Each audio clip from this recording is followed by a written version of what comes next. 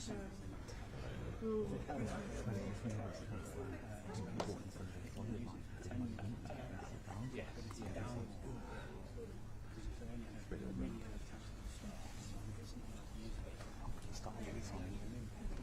and he'll be walking on from this side, and that'd be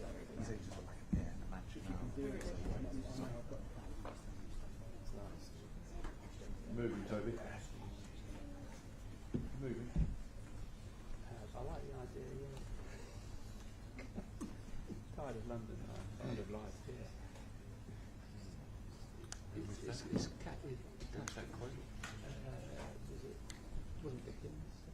Was it Johnson? Was it Johnson? Morris. Morris. No, Dr. No, I think there's another word that gets put in there.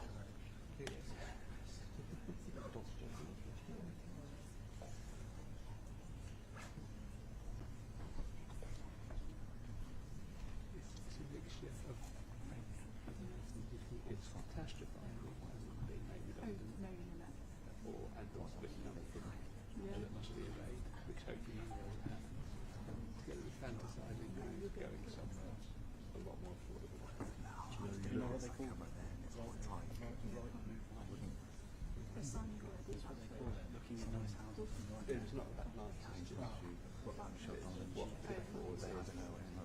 Joe and I went around and not that makes sense. No, it's also what I want to do to live to six, but she doesn't. So I'm not looking at nice places. I mean, I am. Where is that one? Sussex Weald. Roberts Bridge. Where I live. Yeah. If only you'd said so. You built. I built one down in Did you?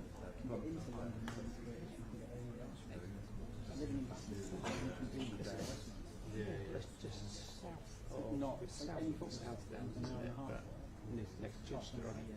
No, Plumpton's over the other side, so it's towards east. What's the race course next to Chester? Goodwood. It's Goodwood, but the all-weather one. Anyway, yeah. I know the one. Yeah. Plumpton race course. So yeah, we overlooked Plumpton race course. And then the station. So just 20 minutes. That way. Lovely for you to go for a nice long run. Yeah. 10 minutes from Lewis. Yeah. Yeah, of course. Pulborough. It's around Pulborough and Bennings. Yeah, that's where the race course is called. No, the race course isn't at Pulborough. No, it's not. Lewis. You didn't move there. It sounds like you've done something very satisfying and smart. What's the race course? Fontwell Park. Fontwell, that's it. That's what I was thinking. It's boom, but put one P on it.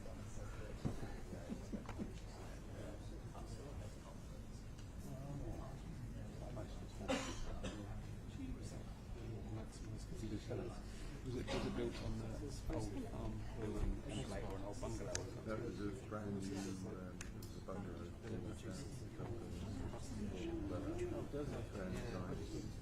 Yeah.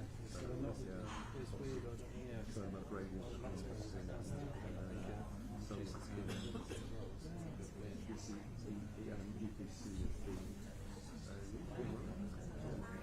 I'm afraid my budget would not unless you're willing to accept probably 20%. I'm pretty sure it would.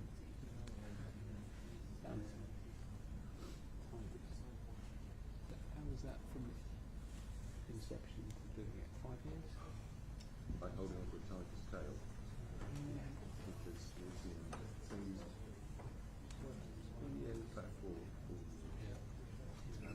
All out with the architect. He doesn't bloody listen. You got the plans before that? To build we had council meetings, one of which was not.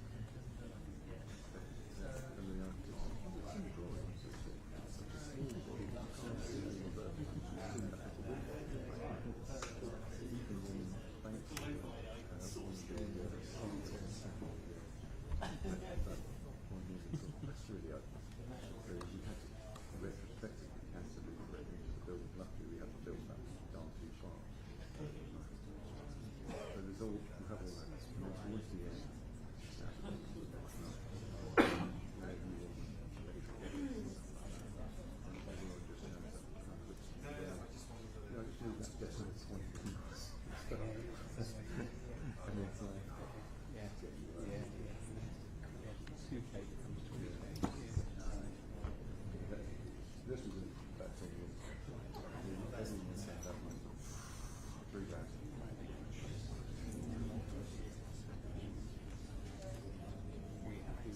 Were you planning to move into it or never?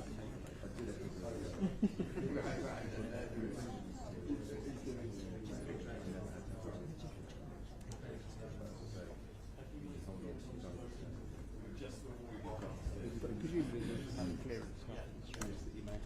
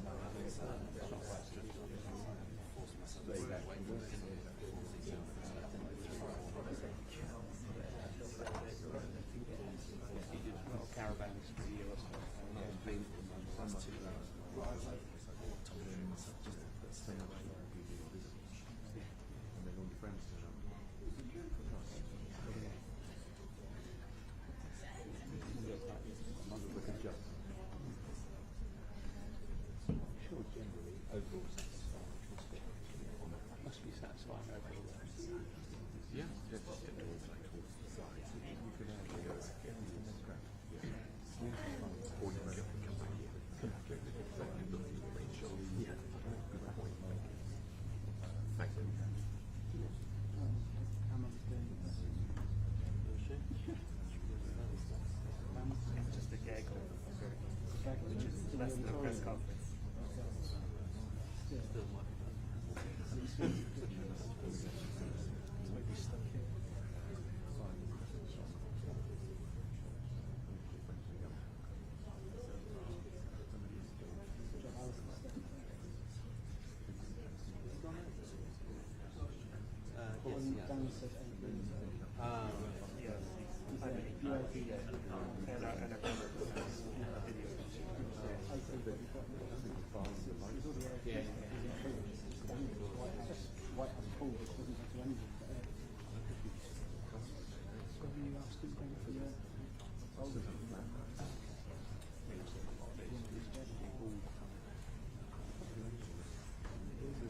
Even though the high street's still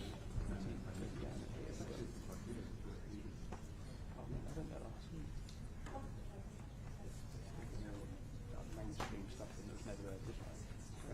Correct.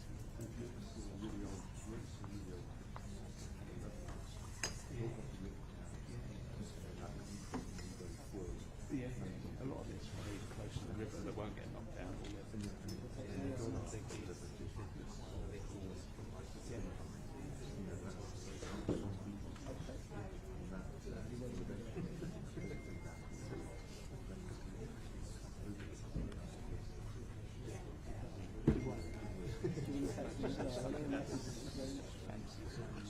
Bletchley and they're going to put an art and cinema and stuff.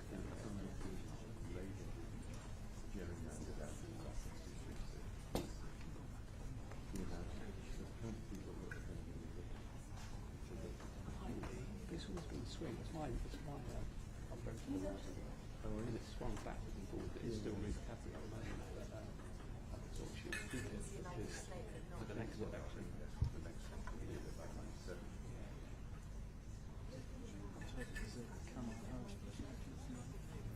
that's what I was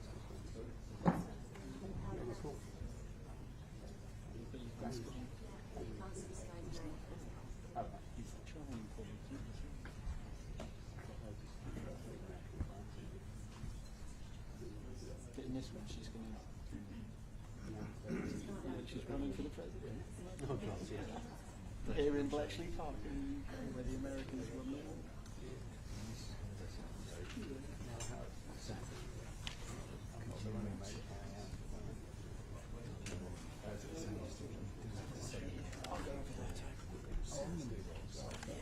To be head on when he starts doing questions because it'll be more expressive. That's not a camera. You have that on the show. Thank you. Sorry, I'm being so funny that it's really easy. Thank you.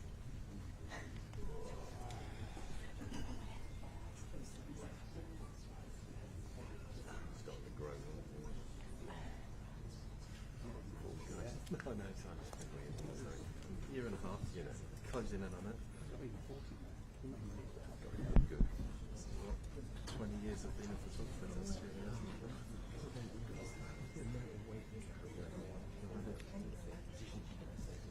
amount of time I find myself kneeling on floors and things. Keep on meaning to break stuff I like it, gardeners taking their patterns and my backpack and stuff like that. Just tape them to my knees. It's cool. Getting old. I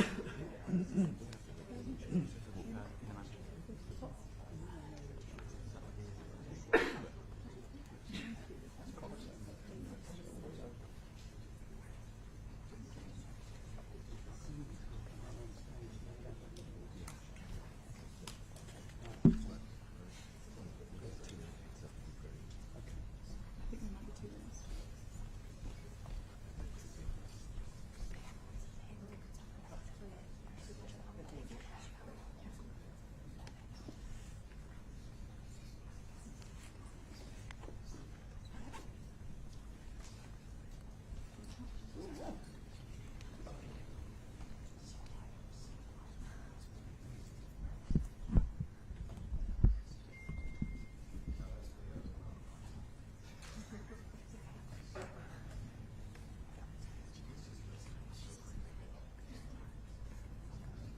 But you know, that's what I can do that anytime you want, Mike.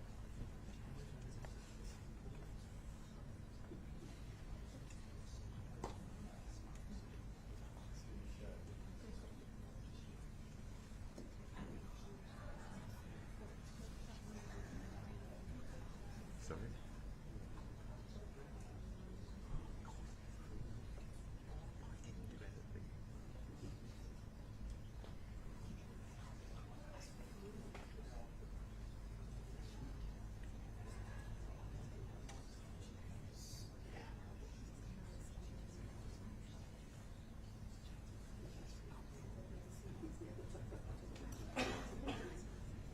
You talk about the pack or me?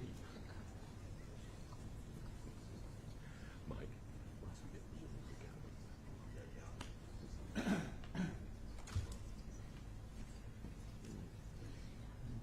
Don't hold the bill.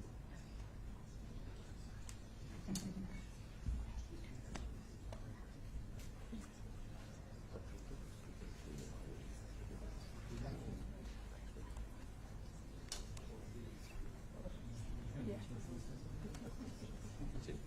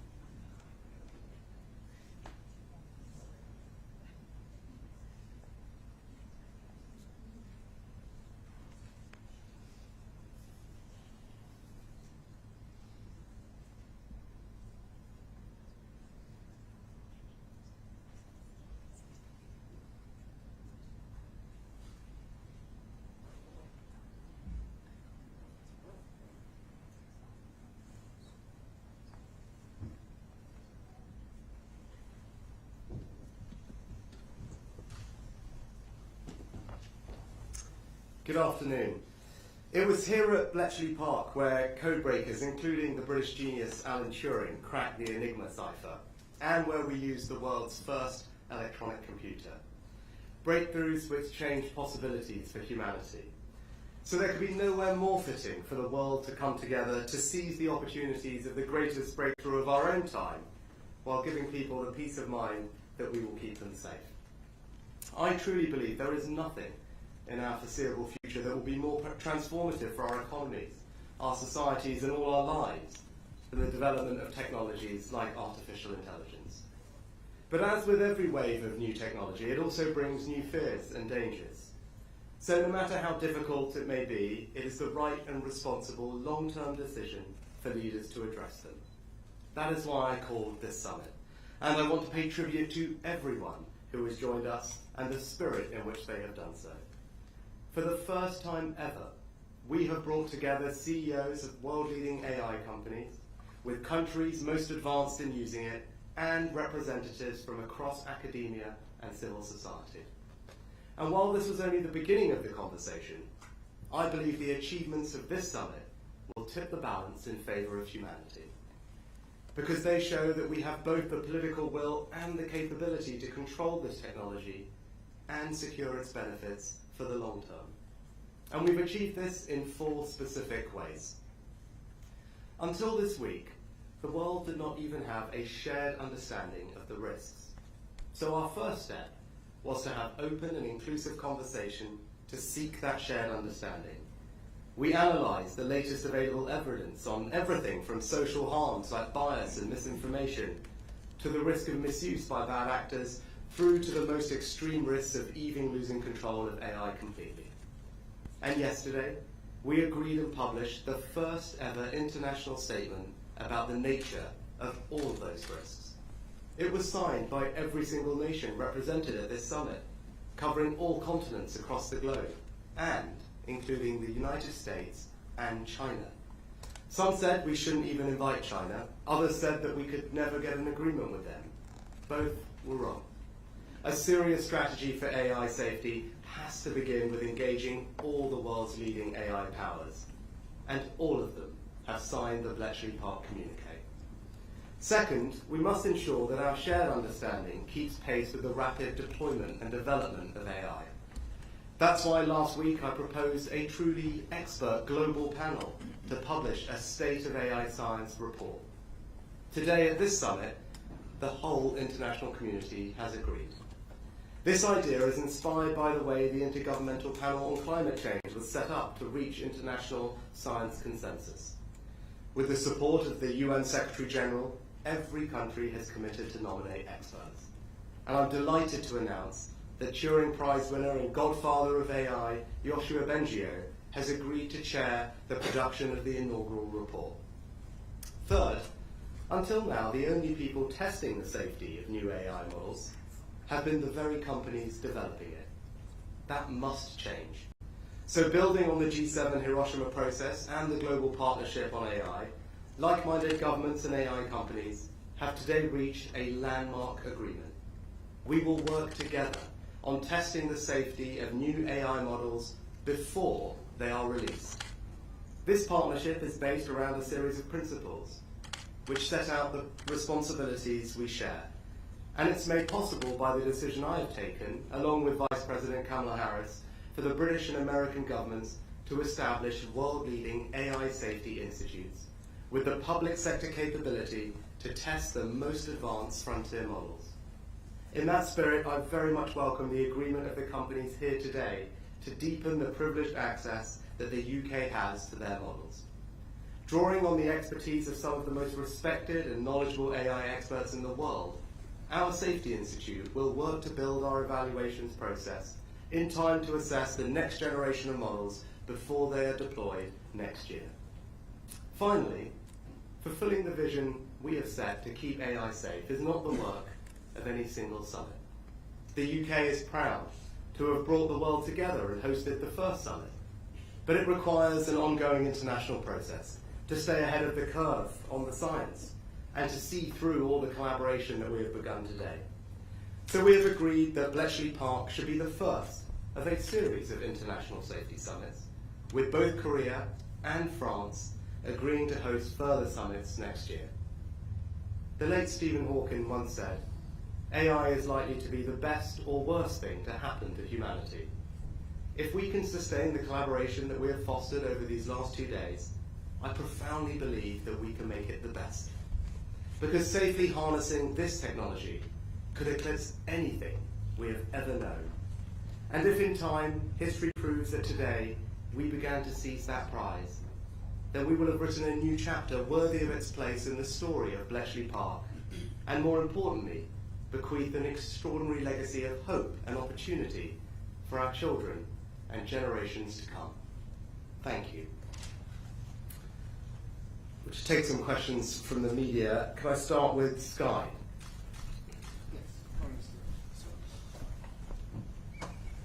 Thank you very much indeed for taking my question. Can you tell me, you say that you've deepened the access that you're going to get for testing and safety. Can you give us a concrete example of how you're going to get better or deeper access to some of these models to reassure people that they will be safer following these negotiations? And if I may, looking forward to your meeting with Elon Musk this evening, what is most interesting to you out of that meeting? His views on killer robots, or whether he might be prepared to build a Tesla battery factory here in the UK, for example?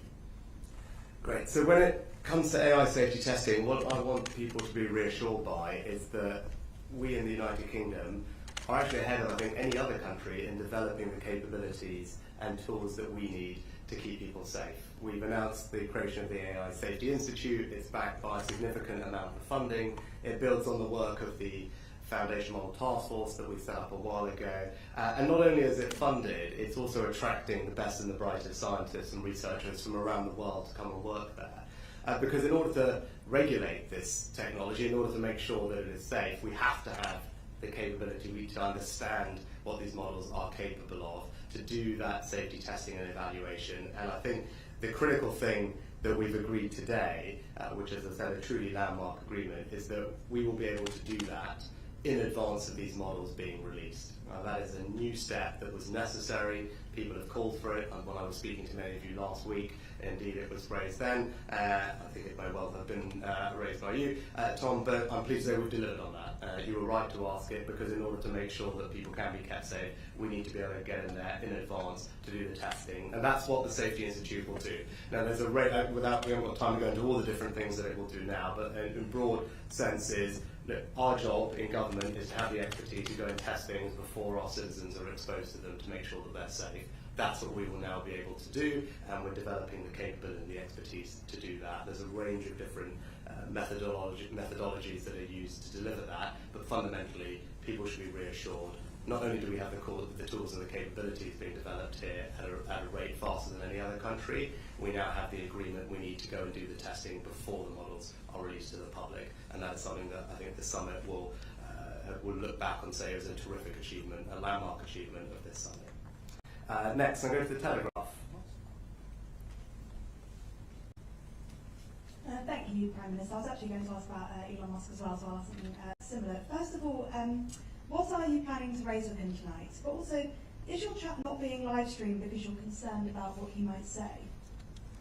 I think Elon Musk is someone who has for a long time spoken about AI. He's an investor and entrepreneur, has developed AI companies, and as one of the leading actors in AI, it's important that he was engaged in this summit, and I'm delighted that he was attending and participating yesterday. And actually, it was probably around a decade ago that he first started talking about some of the risks that AI could pose and the importance of governments and others doing what is necessary to mitigate against those. And I think actually, rather than focus on only one personality, I think the achievement of this summit, and I pay tribute to Michelle for all our hard work over the past few months to bring this all together, is for us to have assembled over 100 of the leading AI nations, leading companies developing the technology, and then experts from industry, academia and civil society together in one place for the first time to have this conversation. I think that is truly an extraordinary achievement. It has not happened before anywhere, and that's the United Kingdom demonstrating global leadership to make that happen. It's not about any one person, it's about the collection that we have brought together. And as you can see in my remarks, not only has it been a very good and thoughtful conversation, it has led to some very concrete outcomes that will ensure that we all can enjoy the benefits of AI, which are extraordinary in how it's going to change our lives in healthcare and education, our economy, but do so in a way that is safe. And this summit and the outcomes from it will ensure that that is the direction that we are now on, and that is because of the leadership that the United Kingdom has shown and played, and that has been recognised by everyone who was at this summit, has paid tribute to the UK for convening this and bringing people together in the way that we have done. And as I said, you can see the success in the fact that not just South Korea but France are now hosting the next two summits. So I think we should take that as another mark of success for us, that others are wanting to do the same thing and continue this conversation. Next, we go to the BBC.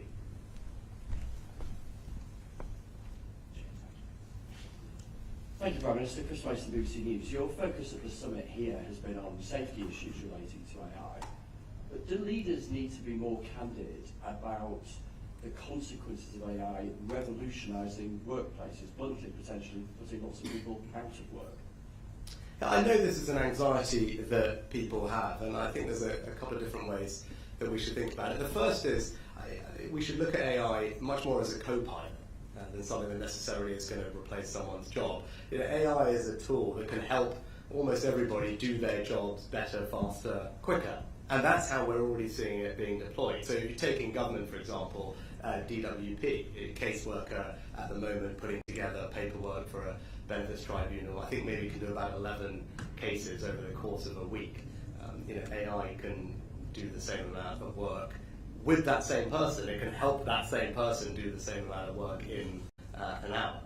And that's extraordinary because it means that person can get through the backlogs much faster, we can get through people's cases much quicker, and it's a good example of how we can bring the benefits of AI to lots of people. But we should think of it much more like that, like a co-pilot to someone doing their job. And that's how I think about it. Technology always has the potential to change labour markets and patterns of employment. It's hard to predict how that will evolve. What we do know is that AI already is responsible for 50,000 jobs across the UK. We should be proud that we are a leading AI nation. We've got world-leading research talent here, companies developing technology that's already creating jobs in every part of our country. And as it pertains to the future, I think I'm on the view that technology like AI, which enhances productivity, over time is beneficial for an economy. It makes things cheaper, it makes the economy more productive. But that does mean jobs can change. An MIT study that I mentioned recently showed that something like 60% of the jobs at the time that it did the study didn't exist 40 or 50 years before, to give you a sense of the change. So my job, government's job, is to make sure that we have a world-class education system. That is my answer in a nutshell. That's why I don't want people to be worried, because we are building a world-class education system, not just in our schools where standards are going up, not just in the reforms for 16 to 18-year-olds that I announced recently with more maths and English, broader curriculum, higher quality technical education brought together, but with lifelong learning, the ability to train and retrain backed by government support at any stage in your life. That is what a world-class education system looks like. And it's because we're delivering that, I'm confident that we as a society will just reap the benefits of AI economically, and people will always be able to have the opportunities to flourish because we'll be supporting them to get the skills that they need. And so I know it's an anxiety that people have, but you should be reassured because we're developing the education and skill system that we need to ensure everyone can flourish over the years and decades to come. Next, can I go to ITV?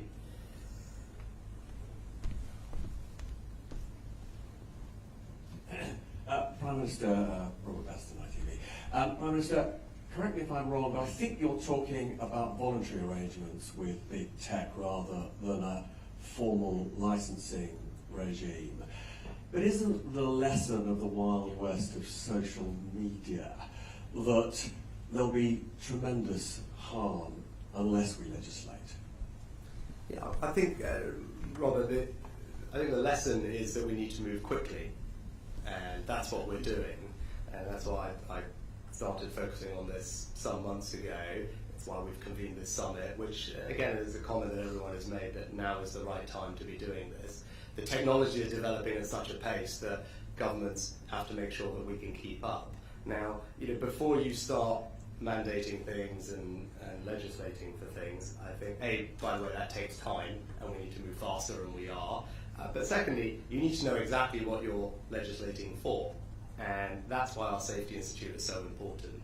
With a technology that is developing in the way that it is, where the people who are developing it themselves are constantly surprised by what it can do, it's important that that regulation is empirically based, that it's based on scientific evidence. And that's why we need to do the work first. So the Safety Institute, which is up and running, needs to do the evaluations and the research and the testing so we understand what we're dealing with, I think, before we can then spell out the formal regulation that's required. But look, I'm highly confident that we have got the agreement that we need from the leading frontier AI companies, all of whom are represented at this summit, to get the access that we need to do the testing that is required, and we will be able to work in partnership with other AI safety institutes. The Vice President was here and talking about this yesterday, as was the US Commerce Secretary. It's a very welcome development that countries like the US are also developing a safety institute, and they've been very clear they expect to work closely with us. And that was what we wanted to achieve at this summit. It wasn't just about us doing this. One of our objectives was for other countries to invest in safety research and to approach it in a collaborative way where all these institutes around the world are working together to share research, analysis and information, because that way we will build up a much better picture of exactly what we need to manage against. And so far we've got the cooperation that we need. Of course, I think everyone would acknowledge ultimately binding requirements will likely be necessary, but it's important that we do those in the right way, and that needs to be based, as I said, on empirical evidence that we'll get from our testing in the first place. Next, Channel 4.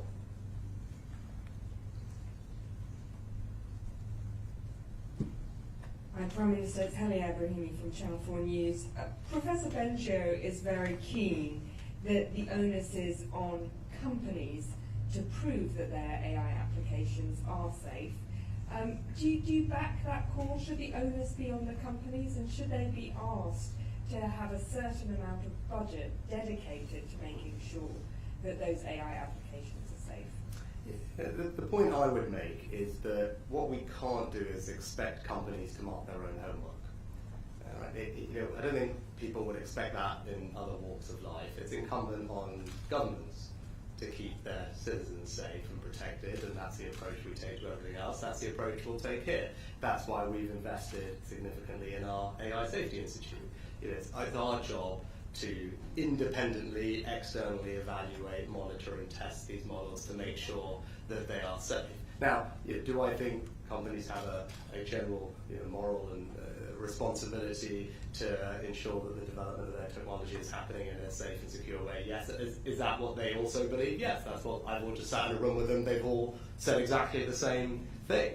But I think they would also agree that governments do have to play that role, and indeed they've all signed up to a set of declarations which accepts that there should be external validation, testing, monitoring of their models during training, before deployment and afterwards. That's the agreement that we've reached today, which is why it's so important.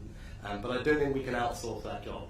I do think fundamentally governments, or a network of governments working collaboratively, do need to provide their citizens with the independent assurance that the models are safe. But also, fundamentally, it's only governments that can test for national security risks.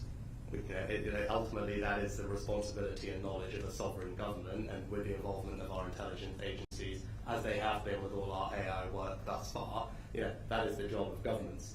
No one else can do that on behalf of them. So that's why, I said we've taken a leading stance in developing the capabilities through the AI Safety Institute, and I'm excited that offer is going to be made available to the world.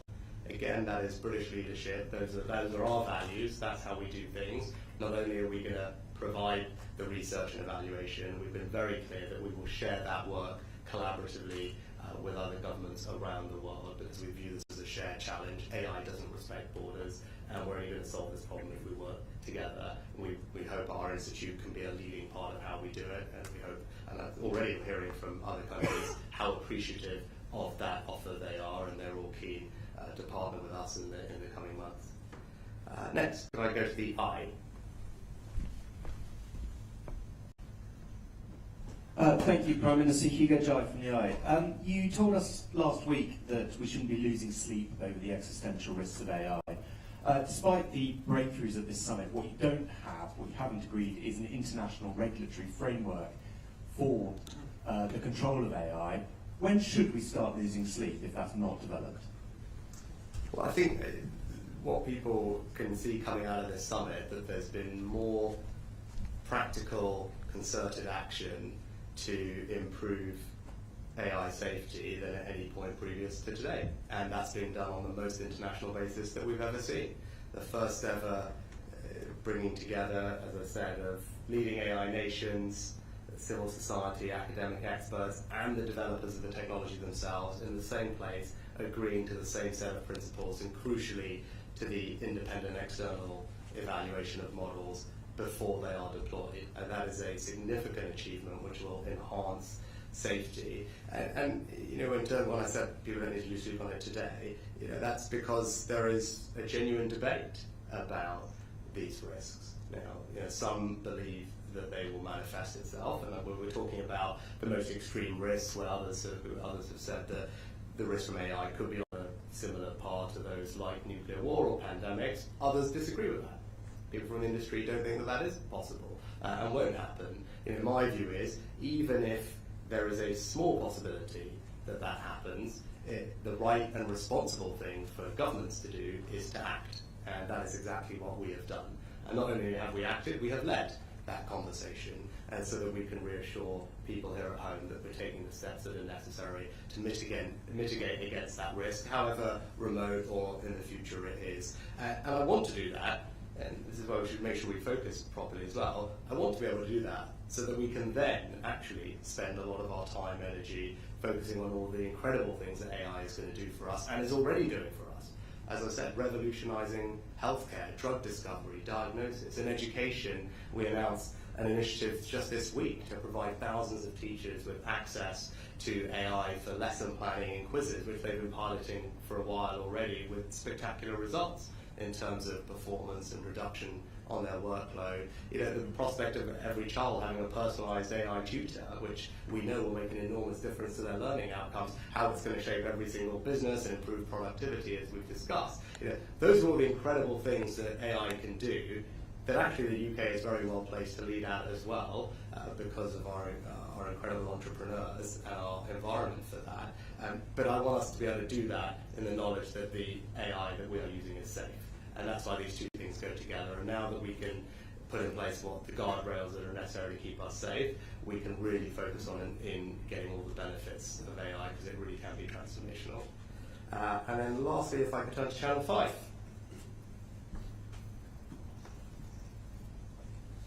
Thank you, Prime Minister. Andy Brown, 5 News.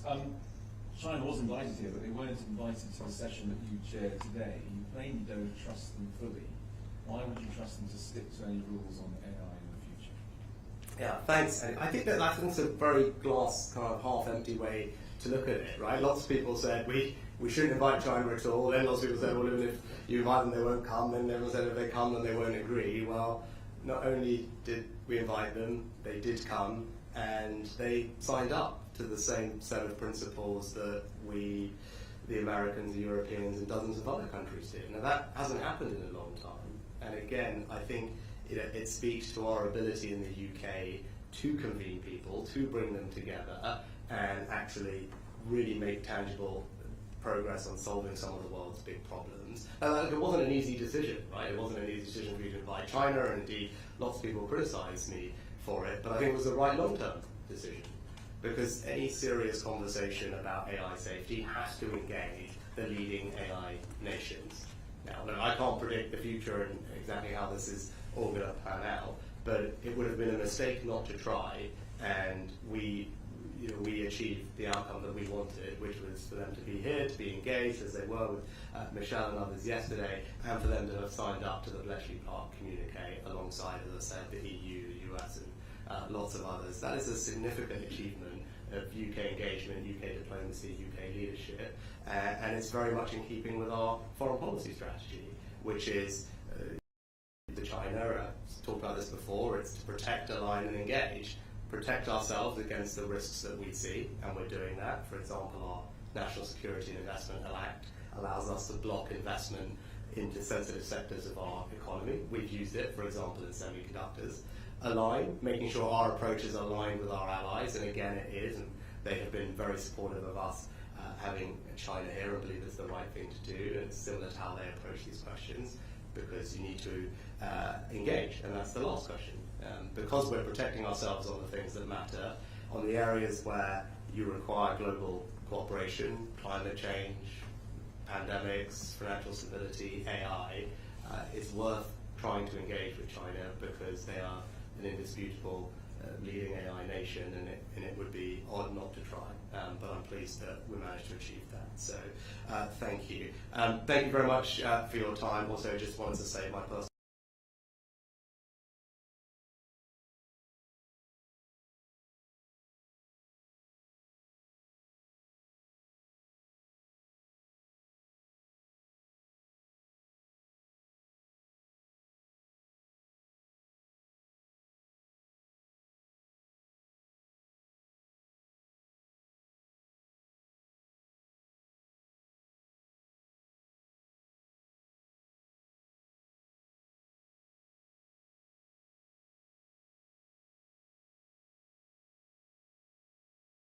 we're doing what is required to mitigate against the risks. I think that time will show that that was a significant achievement over the past couple of days. So thank you to Michelle for all hard work, and thank you all for being here as well.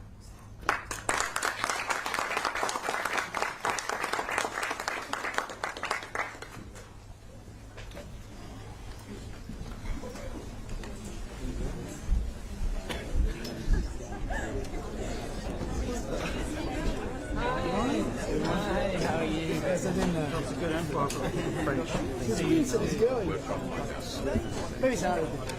Okay, I don't know. It's going out. My favourite